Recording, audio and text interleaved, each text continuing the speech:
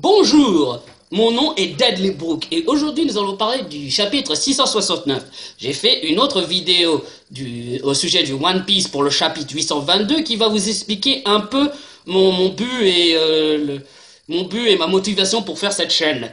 Donc ce ne sera pas, je vais un peu résumer en tout cas pour ce qui concernera Bleach. J'ai suivi Bleach, d'abord l'anime car il avait de bonnes scènes d'action, ensuite j'ai continué le manga quand l'anime ne me plaisait plus, donc j'ai un peu avancé et j'ai trouvé qu'il y avait certaines de très bonnes idées de mise en scène, de duels, de combats et d'interaction avec certains personnages quand ils sont focalisés, parce que ce n'est pas pareil pour tout le monde et c'est des fois inégal. Certains sont des excellents personnages qu'on a envie de voir et de comprendre leur passé, d'autres c'est un peu, on passe à la trappe alors qu'ils pourraient aussi avoir autant de développement. Mais bon, ça c'est mes regrets, bon, ça c'est mes propre petit plainte envers de la série, mais qui reste très regardable et qui est quand même l'un des mastodontes qui reste encore en parution, qui était dans les grands trios que fut Naruto, là c'est terminé, qui est One Piece, qui continue encore, et qui est Bleach, qui est à sa fin. Donc on va quand même le laisser voir l'œuvre se dérouler et voir son dénouement. Donc, sans plus attendre, nous allons parler du contenu du chapitre Bleach, le numéro 669, sorti le 6 avril 2016.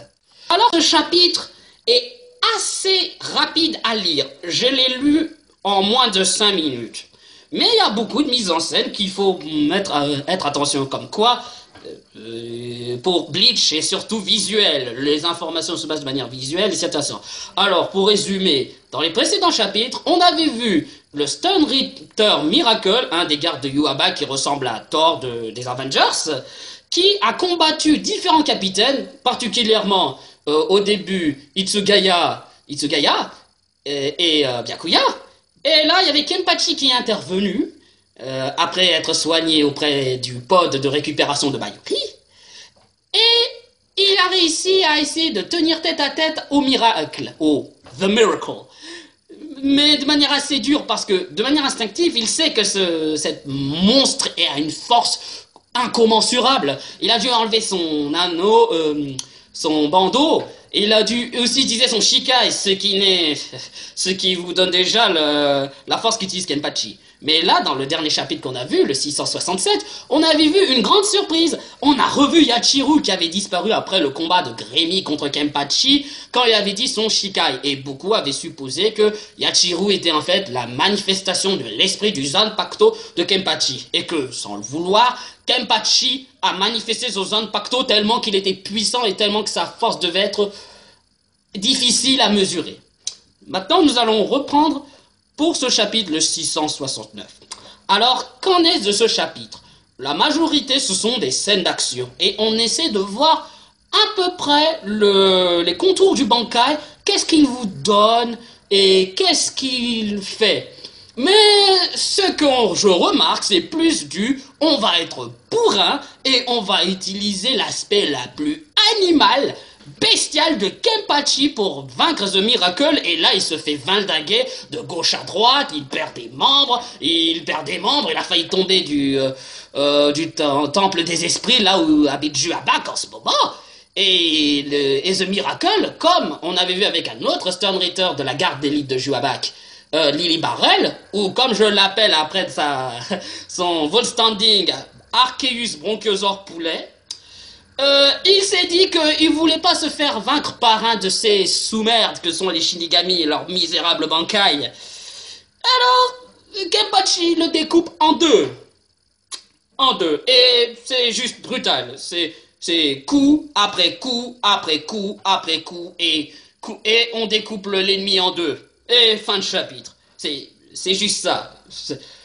On aurait pu imaginer au moins 2-3 explications, mais là c'est Kubo qui fait son Kubo, hein. Il fait du très beau visuel, et quand vous regardez ce visuel, vous dites ah, l'animé, il me manque.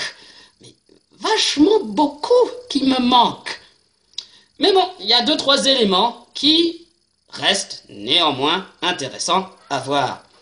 Par exemple, Kenpachi, dans sa première attaque, utilise le son de sa voix pour couper l'arbre de Valkyrie. Alors, on ne sait Alors, c'est un peu ambigu.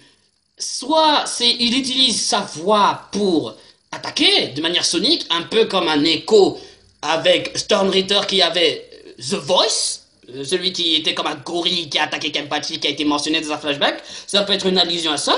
Ou bien c'est son Reiatsu qui est si immense qu'en criant et en le manifestant directement à son adversaire, il le coupe. Ou bien, plus simple, Kenpachi se déplace si rapidement qu'on ne voit pas le coup passer. Bon, on n'est pas sûr.